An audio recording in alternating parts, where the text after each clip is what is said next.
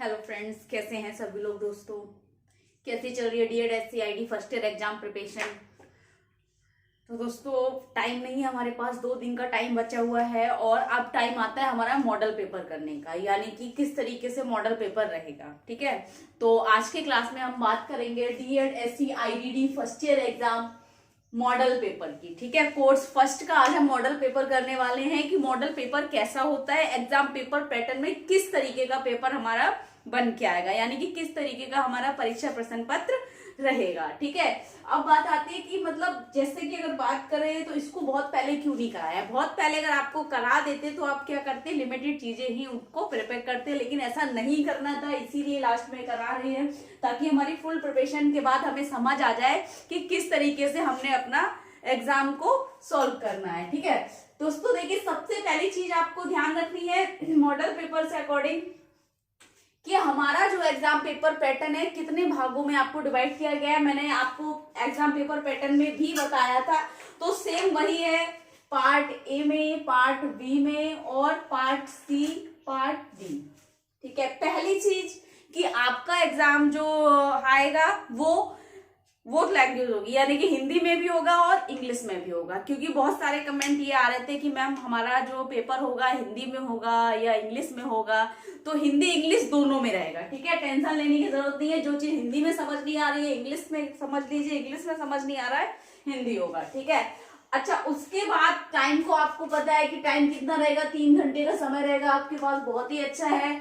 आपके नंबर कितने, maximum marks आपके कितने रहेंगे, 45 रहेंगे। ठीक है, और उसके बाद सबसे बड़ी चीज ये है कि हमने कुछ चीजें ऐसी हैं जो हम हिंदी में नहीं कर पाते, कुछ चीजें ये हैं कि आप इंग्लिश में नहीं कर पाते हैं। अब यहाँ पर हमने कैसे आंसर देने हैं वो चीज आपको बतानी बहुत जरूरी है, क्योंकि फुल फॉर्म्स जो हमारी आती हैं पार्ट ए में वो कभी कभी इस तरीके से आती है कि हमारी इंग्लिश की भी स्पेलिंग मिस्टेक हो जाती है और हिंदी में भी हम नहीं कर पाते और रोमन में भी हमें सही से लिख नहीं पाते, यानी कहीं ना कहीं उसमें मिस्टेक रहती है। ठीक है, तो उसके लिए हमने क्या करना है, बहुत ही अच्छा तरीका बताने वाले हैं। ठीक है, तो दोस्तों सबसे पहले हमें क्या करना है, अपना जो हमारा प्रश्न पत्र रहेगा यानी कि पेपर जो रहेगा। ठीक है, तो आज का मॉडल पेपर मैंने आपको बता दिया कि कोर्स फर्स्ट पर कर रहे हैं, इंट्रोडक्शन टू डिसेबिलिटी का मॉडल पेपर है आज। तो सबसे पहले हमने क्या करना है, अपने एग्जाम पेपर पैटर्न को बहुत अच्छे से पढ़ना है।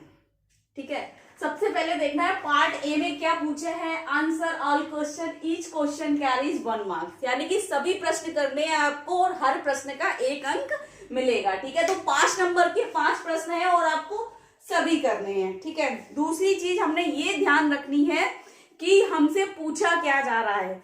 यहाँ पर आपको इस तरीके से 1 2 3 4 5 यानी कि 5 फुल फॉर्म दे रखे होंगे, शॉर्ट्स नेम दे रखे होंगे, आपने फुल फॉर्म करना है। ठीक है, कहीं ना कहीं आपको कोई प्रश्न भी मिल सकता है, यानी कि पार्ट ए में आपको ये प्रश्न मिल जाएगा, जैसे कि मैं आपको बताऊं कि वर्ल्ड हेल्थ ऑर्गेनाइजेशन यानी कि WHO क्या है।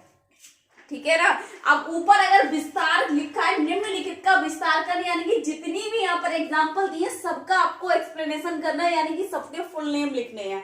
लेकिन यहाँ पर अगर ये चीज ना लिखी हो, निम्नलिखित का विस्तार करें, तब आप क्या करेंगे, केवल उन्हीं का फुल फॉर्म करेंगे जो पूछा गया है, वरना उसके आगे लिखा होगा स्पेसिफिक लर्निंग डिसेबिलिटी। ठीक है, इसके प्रकार क्या है, उसके आगे कुछ ना कुछ लिखा होगा, तो उसकी फुल फॉर्म नहीं देनी है आपको। ठीक है, अगर ऊपर उस पर लिखा हो निम्नलिखित का विस्तार करें, तो सभी को आपने एक्सप्लेन करना है। ठीक है ना, क्योंकि हो सकता है 1 नंबर में 3 फुल फॉर्म दे दे, बाकी 2 क्वेश्चन पूछ ले छोटे छोटे 1 नंबर के। ठीक है, या वो पूछ ले मतलब MD क्या है, तो 2 या 2 से अधिक प्रमाणित विकलांगता, वो विकलांगता कहलाती है। ठीक है, MD मांसपेशीय क्षरण भी बोल सकता है, मस्कुलर डिस्ट्रॉफी के बारे में भी पूछ सकता है, लेकिन परिभाषा तो नहीं पूछेगा। 1 नंबर में कोई भी एक छोटा सा क्वेश्चन आपसे पूछ सकता है, तो इसलिए आप बहुत अच्छे से ये चीज देखें, निम्नलिखित का विस्तार करें।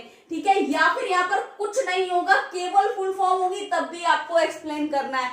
लेकिन अगर किसी भी शॉर्ट नेम के आगे कुछ भी लिखा है, जैसे कि मैंने अभी एग्जांपल के लिए बताया विश्व स्वास्थ्य संगठन कब बनाया गया, तो आपको पता होना चाहिए, तो हो सकता है आपको उसका फुल फॉर्म नहीं देना, आपने बताना है उसकी तिथि दिनांक क्या क्या था उसका। ठीक है, इस तरीके से। तो पहले हमने अपने एग्जाम पेपर पैटर्न को बहुत अच्छे से पढ़ना है, 2 बार पढ़ना है, पढ़ने में ही सारा टाइम नहीं निकालना है, आराम से पढ़ना है, बिल्कुल टेंशन फ्री होके। ठीक, सबसे पहले हमने 5 मिनट से ज्यादा नहीं लगेंगे। आप फुल फॉर्म्स करेंगे तो 5 मिनट से ज्यादा नहीं लगने, हमने अपने टाइम के अकॉर्डिंग हमने अपना एग्जाम पेपर पैटर्न सॉल्व करना है। तो 5 मिनट ले लेते हैं। क्वेश्चन फर्स्ट देखिए, आईडीए क्या है? इंटरनेशनल डिसेबिलिटी अलायंस, ठीक है। एक तरीका ये हो गया लिखने का,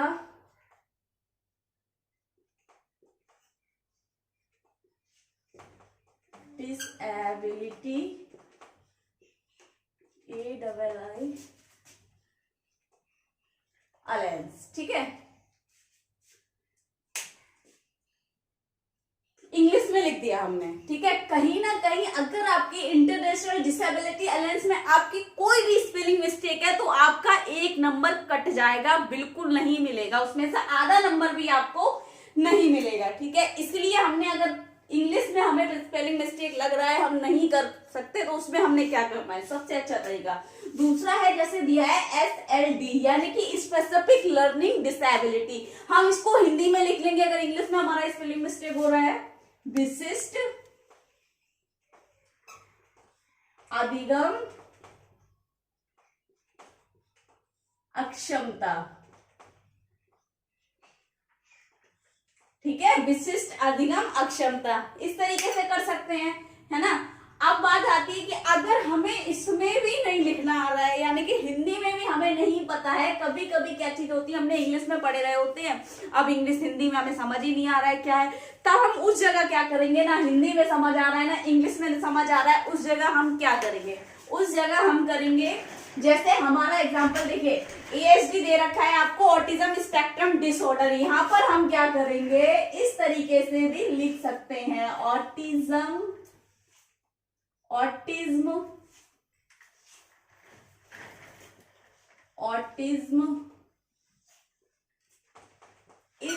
स्पेक्ट्रम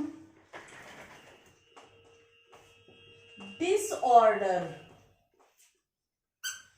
इस तरीके से भी हम लिख सकते हैं। यहां पर क्या होगा, हमारा नंबर फुल मिलेगा, ऐसा नहीं है नंबर कटेगा, ठीक है। ऑटिज्म स्पेक्ट्रम डिसऑर्डर, इस तरीके से भी हम इसको कर सकते हैं, क्योंकि अगर हमने हिंदी में भी जरा सी गलती कर दी तो नंबर कट जाएगा, इंग्लिश में जरा सी गलती कर दी तो नंबर कट जाएगा। अगर हमें पता है इसका नाम क्या है लेकिन हमें हिंदी उसका नहीं पता है, तो हम इस तरीके से उसको लिख सकते हैं, ऑटिज्म स्पेक्ट्रम डिसऑर्डर। इसे रोमन मेथड बोला जाता है, देखा जाए तो रोमन में करना, ठीक है। अब एक चीज और ध्यान रखना, अभी अभी किसी ने कमेंट किया था यूनिवर्सल डिजाइन फॉर लर्निंग के लिए, किसी ने पूछा था ULD का फुल फॉर्म क्या है, तो उसमें कमेंट में उन्होंने गलत कर दिया। अगर किसी भी फुल फॉर्म में फॉर आ रहा है, एंड आ रहा है, ठीक है, जैसे UDL का है, ठीक है, universal design for learning, for आ रहा है ना, यानी कि सीखने के लिए सार्वभौमिक संरचना, हिंदी इसका युवा, लेकिन उन्होंने क्या करा, यूनिवर्सल डिजाइन लर्निंग करके उन्होंने आंसर दे दिया कमेंट में ही। तो भाई गलत मत बताइए किसी को, अगर आपको नहीं पता है गलत मत बताइए, ठीक है ना। किसी का 1 नंबर बहुत बड़ा होता है कि 1 नंबर आप उसका गलत करा रहे हैं, अगर आपको फुल इन्फॉर्मेशन नहीं है तो गलत बताने की कोई जरूरत नहीं है, ठीक है। तो उसका आप हिंदी में बता सकते हैं मगर गलत मत बताइए, ठीक है। तो इस तरीके से एंड ऑफ आता है, ठीक है ना, द आता है, तो यहाँ पर आपको इन चीजों का ध्यान रखना है, इन चीजों से आपका 1-1 नंबर कट सकता है। इसीलिए अगर आप हिंदी में याद कर सकते हैं तो आप हिंदी में कीजिए। और दूसरा, फुल फॉर्म्स की क्लास अगर आपने देखनी है तो मैं प्लेलिस्ट में सेव कर दूंगी, जो पहले करा रखी है, कोई नई फुल फॉर्म नहीं आने वाली है, सारी वही फुल फॉर्म रहनी है, तो आप प्लेलिस्ट में जाके देख सकते हैं। ओल्ड प्लेलिस्ट को आप देखिए, उसमें से देख सकते हैं। अगर मैं कोशिश करूंगी, अगर टाइम रहता है मेरे पास, तो मैं आपको फुल फॉर्म की क्लास प्रोवाइड करा दूंगी, वरना आप फुल फॉर्म्स आप प्रिपेयर कर लीजिए खुद से ही, ठीक है। और जो है मेरे पास क्लासेस वो मैं आपको प्लेलिस्ट में सेव करूंगी, ठीक है। तो ये चीज हमें ध्यान रखनी है। उसके बाद आता है, देखिए एक चीज और आएगी फुल फॉर्म में, हमें देख लियो को MD। अब MD क्या है, समझ रहे हैं? MD यानी कि मल्टीपल डिसेबिलिटी भी हो सकता है, मस्कुलर डिस्ट्रोफी भी हो सकता है। MD का मल्टीपल डिसेबिलिटी यानी कि बहुविकलांगताएं, ठीक है, और मस्कुलर डिस्ट्रोफी मांसपेशीय क्षरण, दोनों की एक ही चीज, एक ही शॉर्ट नेम है और फुल फॉर्म उसके 2 हो सकते हैं, तो ये चीज भी हमें ध्यान रखना है। तो MD बहुविकलांग, हिंदी में आप अगर इंग्लिश में नहीं कर पा रहे तो हिंदी में कर दीजिए, हिंदी में नहीं कर पा रहे तो इंग्लिश में कर दीजिए, मांसपेशीय क्षरण, ठीक। WHO वर्ल्ड हेल्थ ऑर्गेनाइजेशन यानी कि विश्व स्वास्थ्य संगठन, विश्व स्वास्थ्य संगठन, ठीक है। सबसे अच्छा होता है हम हिंदी में याद कर ले, लेकिन कुछ चीजें ये होती है ना, हम रोट लर्निंग में रहते हैं, मतलब बहुत सारी चीजें ऐसा होता है जैसे WHO हिंदी हमें पता नहीं है, ठीक है। बहुत बड़ी बड़ी जो फुल फॉर्म होती है वो हमें याद नहीं, लेकिन इंग्लिश में कहीं ना कहीं वो हमारे मतलब लर्निंग में रहती है, तो हम उसे रोट लर्निंग कर लेते हैं, इंग्लिश करने की कोशिश करते हैं, हिंदी नहीं पता होता है, तो उस जगह आप इस तरीके से आप कर सकते हैं ऑटिज्म स्पेक्ट्रम डिसऑर्डर। तो इसमें हमारा नंबर नहीं कटता, इसमें भी फुल मार्क्स मिलेगा, हिंदी में भी फुल मार्क्स मिलेगा और इंग्लिश में भी आपको फुल मार्क्स मिलेगा, नंबर नहीं कटेगा। बस हमने कुछ इन चीजों का ध्यान रखना है, ठीक। तो ये हमारा आपका एग्जाम पेपर फर्स्ट हो गया, यानी कि पार्ट ए हो गया, यानी कि भाग आ, ठीक। अब बात आती है पार्ट बी में हमने किन चीजों का ध्यान रखना है। पार्ट बी में ज्यादातर हमसे क्या पूछा जाता है, परिभाषाएं पूछी जाती है, ठीक है। अब हमने परिभाषाएं कैसे देनी है, ऐसे नहीं देनी है कि किसी राइटर के अनुसार हमने 5 लाइनों की परिभाषा दे दी, नंबर तो 2 ही मिलने हैं, टाइम वेस्ट नहीं करना है आपको। जिस तरीके से आती है आपकी डेफिनेशन, आपने जिस तरीके से याद किया है, शॉर्ट से शॉर्ट आपको उसमें आंसर देना होगा, ठीक है। अब देखिए इसमें क्या है कि आंसर ऑल क्वेश्चन 1 और 2 सेंटेंस है, ईच क्वेश्चन कैरीज 2 मार्क्स, यानी कि क्या करना है, सभी प्रश्नों के उत्तर 1 या 2 वाक्यों में देने, कह रहे हैं 1 और 2 सेंटेंस, यानी कि 1 या 2 वाक्यों में आंसर देने हैं और प्रत्येक प्रश्न के लिए 2 अंक उन्होंने दे रखे हैं, ठीक है। अब इसमें कितने प्रश्न है, 5 प्रश्न है, ठीक है। 5 इंटू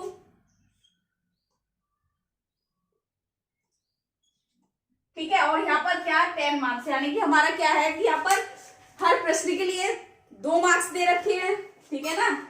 तो 5 इंटू 2 इक्वल टू 10, यानी कि 10 नंबर का हमारा पार्ट बी हो गया, ठीक है। और 5 का ये था, तो ये 15 नंबर का ए और बी हो गया, ठीक है। तो इसीलिए मोस्ट इंपोर्टेंट जो अभी मैंने क्लासेस कराई थी आपको, अभी हाल ही में जो क्लासेस कराई है मोस्ट इंपोर्टेंट क्वेश्चंस की, इसीलिए मैं आपको कहती हूँ कि वो क्लासेस आपके लिए बहुत ही ज्यादा महत्वपूर्ण थी। उनको आप दोबारा से अगर नहीं किसी ने अटेंड किए, उनको पूरा नहीं देखा है, तो एक बार पूरा देखिए। इसी तरीके से प्रश्न पत्र बन के आएगा और 15 नंबर बहुत बड़ी बात होती है कि 2 मिनट में आपने 15 नंबर क्लियर करने होते हैं, यानी कि 20 मिनट आपने पार्ट बी को देने और 5 मिनट आपने केवल पार्ट ए को देने हैं। तो आपका 15 नंबर के लिए वो class very very most important है, जो मैं अब तक क्लास आपको प्रोवाइड करा चुकी हूँ, ठीक है। चलिए स्टार्ट करते हैं। कम से कम 200 प्रश्न से ज्यादा, यानी कि 250 प्रश्न करा चुकी हूँ मैं आपको मोस्ट इंपोर्टेंट क्वेश्चंस में, ठीक है। चलिए स्टार्ट करते हैं। सभी प्रश्नों के उत्तर 1 या 2 वाक्यों में दे, प्रत्येक प्रश्न का 2 अंक है, ठीक है। अब देखिए सबसे पहला प्रश्न है, विकलांगता को परिभाषित कीजिए। समझ नहीं आ रहा है हमने क्या करना है, कैसे पढ़ा है, मतलब किसके अकॉर्डिंग हम इसको परिभाषा देनी है, लेकिन आपने 1 या 2 वाक्यों का ध्यान रखना है, ठीक है। अब हमने जो सम हमें पता है, बहुत ही छोटा आंसर देना है।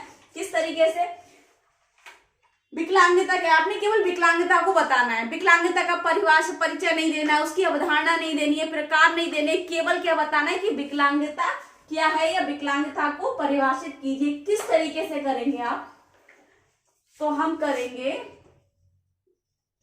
क्षति एवं अक्षमता के परिणाम स्वरूप उत्पन्न स्थिति विकलांगता कहलाती है, यानी कि जो कंडीशन हमारी क्षति और अक्षमता के कारण उत्पन्न हुई है वो विकलांगता कहलाती है। देखिए एक लाइन में, बहुत छोटा सा सेंटेंस में आपका क्वेश्चन क्लियर हो गया, ठीक है। इस तरीके से हमने आंसर देना है। दूसरा देखिए, क्षति को परिभाषित कीजिए। क्षति क्या है, वह स्थिति जो किसी व्यक्ति की, वह स्थिति जो व्यक्ति की क्षमता को प्रभावित किए बिना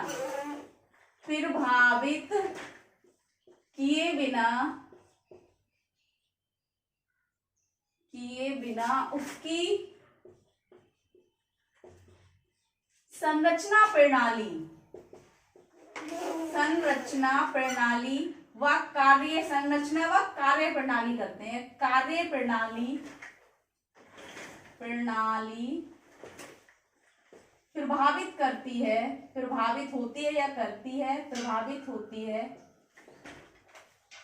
क्षति कहलाती है।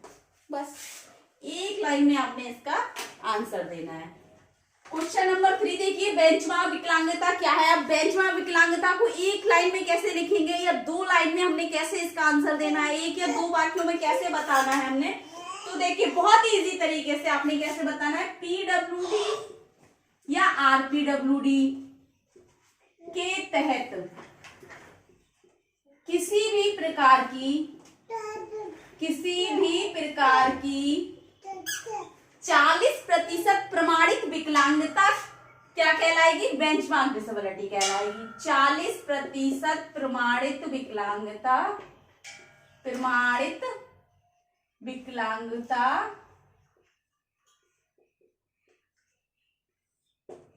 बेंचमार्क डिसेबिलिटी है, बेंचमार्क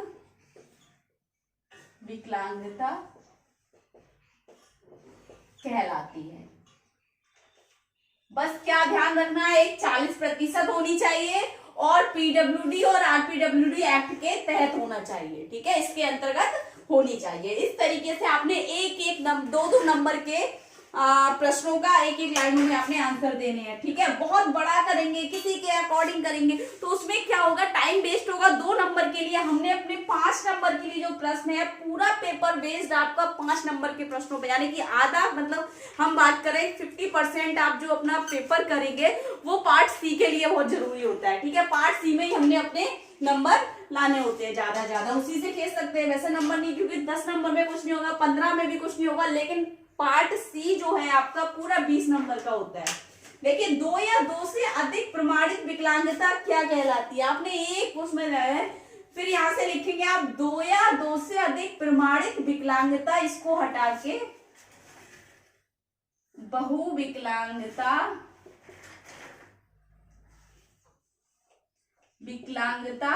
कहलाती है। बस यानी कि इतना हमने यहां से उठा लिया, 2 या 2 से अधिक प्रमाणित विकलांगता बहुविकलांगता कहलाती है। हो गया। बौद्धिक अक्षमता का वर्गीकरण कितने भागों में किया गया है, तो कितना लिखेंगे, बौद्धिक अक्षमता का वर्गीकरण, यहां से हटा देंगे इसको, ठीक है। इतना नहीं लिखना है, इतना लिखना है, बौद्धिक अक्षमता का वर्गीकरण 3 भागों में किया गया है। तो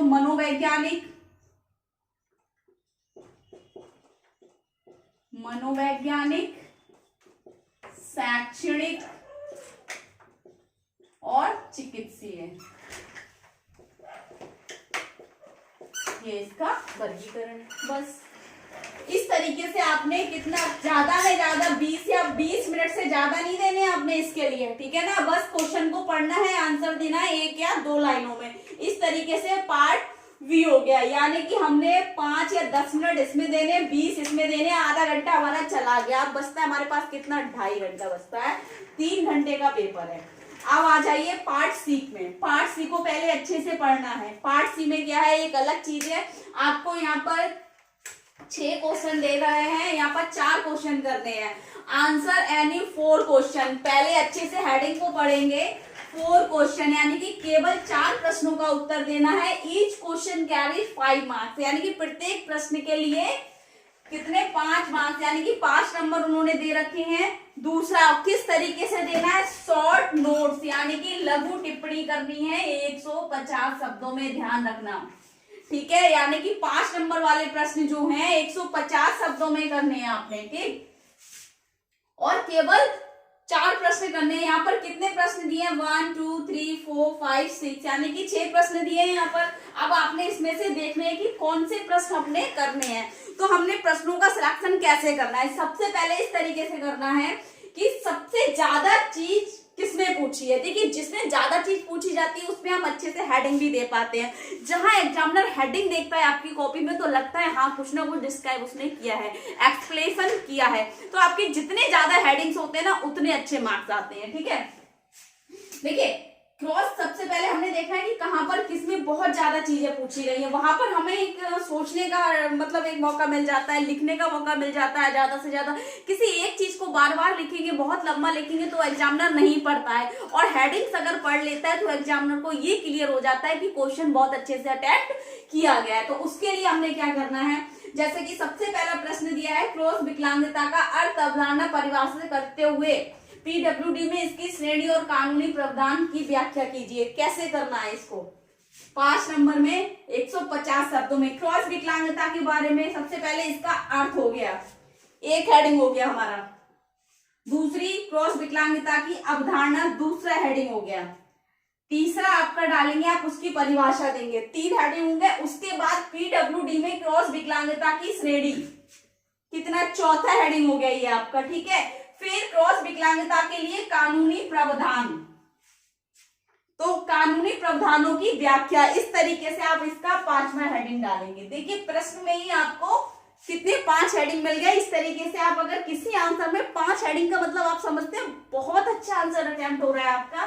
तो अगर आप एक एक हेडिंग में कम से कम 20-20 या 30-30 वर्ड भी लिखेंगे तो 150 शब्द बहुत अच्छे से आप कर सकते हैं। ठीक है ना, तो इस तरीके से आपने आंसर देना है। तो ये क्वेश्चन हमारे लिए बहुत अच्छा रहेगा सिलेक्शन के लिए। ठीक है, तो एक तो ये क्वेश्चन हो गया, सिलेक्ट कर लिया हमने। बहुत जल्दी लिखने से पहले आंसर नहीं दिया, लेकिन हमने क्वेश्चन को सिलेक्ट करना है सबसे पहले। ऐसा नहीं कि पहले हम लिख रहे हैं उसके बाद दूसरा, सबसे पहले सिलेक्ट हो गया। 1 2 3 4 5 हेडिंग मिल गया हमें, बहुत अच्छा रहा।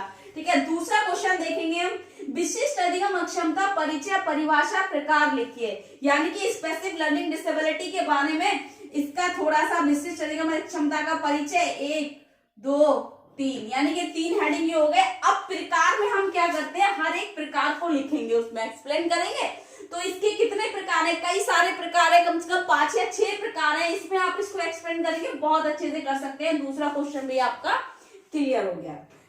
तीसरा देखिए, स्वैच्छिकता परिचय परिभाषा लक्षण प्रकार और इसके शैक्षिक प्रबंधन, बहुत ही अच्छा क्वेश्चन है, आराम से कर सकती हैं। ठीक है, अब देखिए ये क्वेश्चन आता है आपका क्वेश्चन नंबर 4। देखिए ई से आप क्या समझते हैं।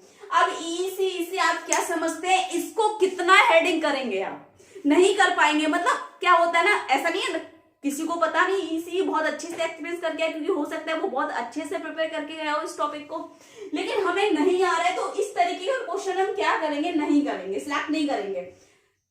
जिसको आता होगा वो कर सकता है, लेकिन जिसे नहीं आ रहा है तो इस तरीके का क्वेश्चन हमने अटेम्प्ट ही नहीं करना है कि इसमें हमने हेडिंग कहाँ से बनाने हैं, कैसे बनाने हैं, टॉपिक तैयार नहीं किया है। ठीक है, तो वहां पर हमने इस तरीके के क्वेश्चन को सिलेक्ट नहीं करना है। अब हमने क्या करना है, 5 नंबर में देखिए सीपी प्रबंधकीय अंगघात परिचय परिभाषा प्रकार लिखिए। बहुत ही अच्छा क्वेश्चन है। यहाँ पर सीपी के बारे में लिख सकते हैं, इसका परिचय हो गया, परिभाषा हो गया और इसके प्रकार हो गए। ठीक है, अब प्रकार के साथ साथ सीपी के कई सारे प्रकार है जो आपको वर्गीकरण में बताने होते हैं। सीपी के प्रकार वर्गीकृत किए गए हैं, ठीक है ना, 3 भागों में। तो उस तरीके से करेंगे तो ये क्वेश्चन भी आपका बेस्ट रहेगा एग्जाम के लिए। तो ये देखिए हमारे बहुत अच्छे अच्छे क्वेश्चन, हमने 4 प्रश्न आपको अच्छे से सिलेक्शन करने का एक तरीका बता दिया। फिर आएगा एचआरडी की व्याख्या कीजिए। कितनी व्याख्या करेंगे आप बिना हेडिंग के, जहां पर आपको हेडिंग्स मिल रहे हैं उस प्रकार का हमने क्वेश्चन सिलेक्ट करना है, उसके बाद हमने क्वेश्चन करना स्टार्ट करना है। यानी कि जल्दी से सबसे पहला क्वेश्चन, आपको हेडिंग तो पता ही हो गया, उसके बाद जल्दी जल्दी आप इसको अटेम्प्ट कर सकते हैं। 150 शब्दों में बहुत अच्छे से एक्सप्लेन कर सकते हैं।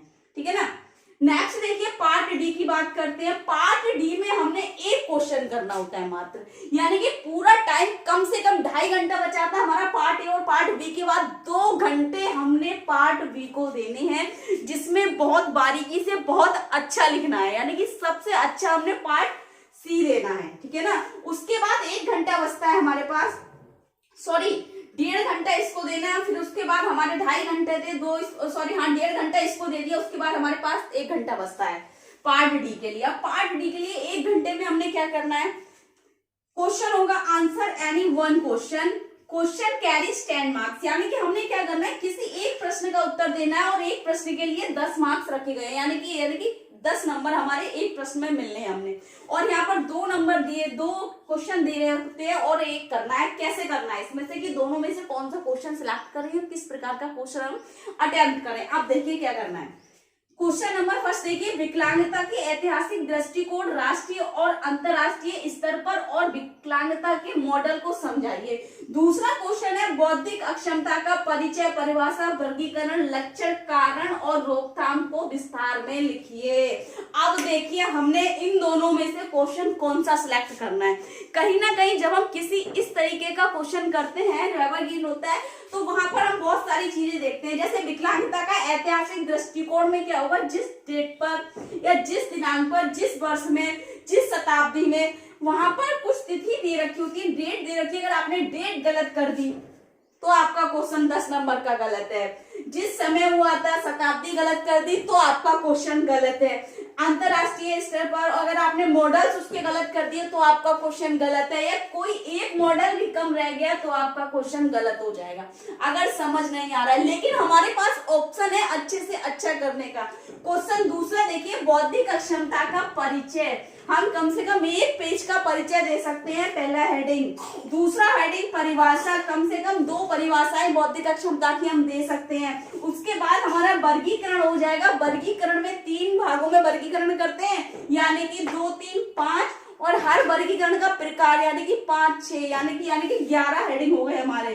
फिर उसके लक्षण हो गए, कारण हो गए, रोकथाम हो गए, यानी कि बहुत अच्छे से आप इसको कितने शब्दों में करेंगे, ये ऐसे टाइप करना है निबंधात्मक 250 शब्दों में आपने इसका आंसर देना है। तो इस तरीके से हमने अपना एग्जाम अटेम्प्ट करना है। बहुत अच्छे से आपको देखना है कि आपने 45 मार्क्स में से कम 40 मार्क्स आपको आने चाहिए, यानी कि हर पार्ट को बहुत अच्छे से पढ़ना है, क्वेश्चन का सिलेक्शन अच्छे से करना है, क्योंकि आपके पास एक ऑप्शन रहता है। इसके अलावा भी अगर आपको कुछ समझ नहीं आ रहा है, कुछ डाउट लग रहा है, कुछ गलत लग रहा है, कुछ पूछना है तो कमेंट बॉक्स में कमेंट करें। ज्यादा से ज्यादा वीडियो लाइक करें, चैनल को सब्सक्राइब करें, बेल आइकन को प्रेस करें ताकि नेक्स्ट आने वाली क्लास आप तक पहुंचती रहे। तो thank you so much, all the best.